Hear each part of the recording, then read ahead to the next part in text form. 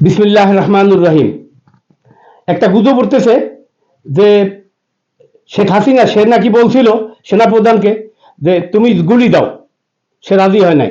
এই জন্য শেখ হাসিনার যারা প্রহরী ছিল তাদেরকে নাকি অর্ডার দিছে এই সেনাপ্রধানকে গুলি করো। এটা ঠিক নয়, এটা সম্পূর্ণ ভুয়া।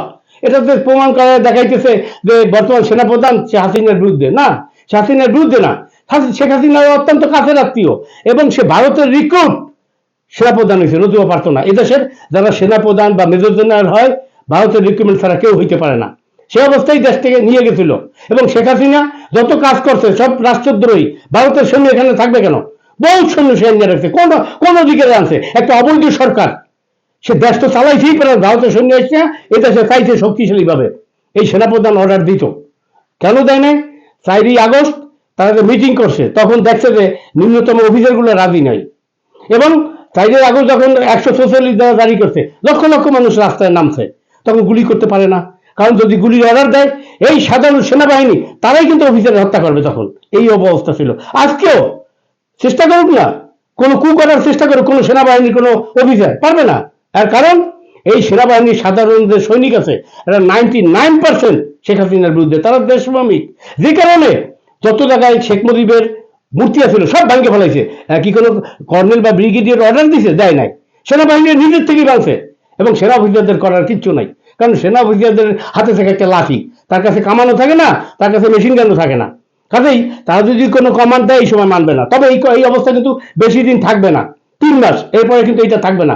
নর্মাল এসে গেলে তখন কিন্তু বিপদের মুখে পড়বে বাংলাদেশ। কাজেই আমি বলবো অনতি বিলম্বে এই আর্মির মধ্যে যারা বিপদগামী আছে তাদেরকে সরাই দিন। যারা বহু বছর হয় প্রমোশন হয় না তাদেরকে স্থলাভিষিক্ত করুন এবং বিডিআর হত্যাকাণ্ডের সময় যে সমস্ত আর্মিদেরকে বরখাস্ত করা হয়েছে তাদেরকে নতুনভাবে ইনক্লুড করুন।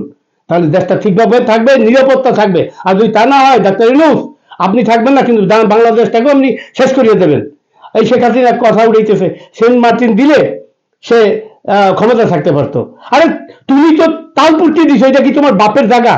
তুমি তালপট্টি দিছো, মানি না, সে তালপট্টি আমরা ফেরত আনবো ইনশাল্লাহ।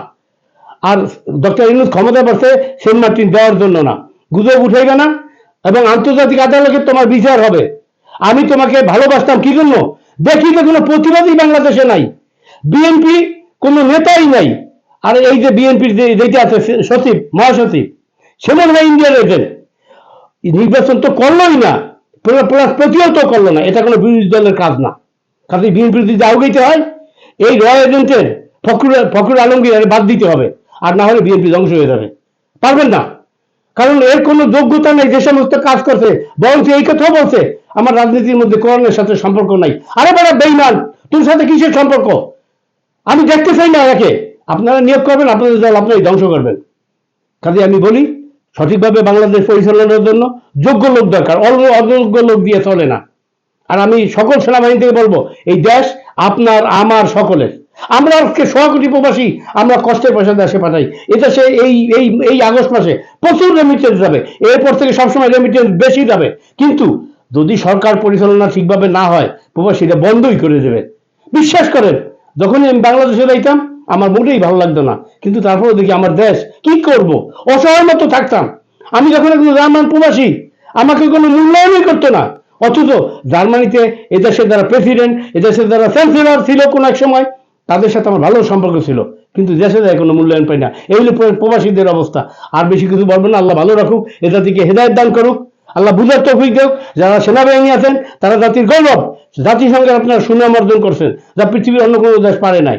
কাজেই আপনারা ঠিকভাবে কাজ করবেন, আপনার জীবনের থেকে দেশ বড় সেই কথা মনে করবেন। কে কি জেনারেল, কে কি কর্নেল, কে মেজর আর কে সেপাই বড় কথা না। দেশ আপনার আমার সকলের। আল্লাহ বুঝার তৌফিক দেখ। আমি যদি ভুল করে থাকি আমাকে ক্ষমা করবেন। বাংলাদেশ জিন্দাবাদ। আসসালামু আলাইকুম ওয়া রাহমাতুল্লাহি ওয়া বারাকাতুহু।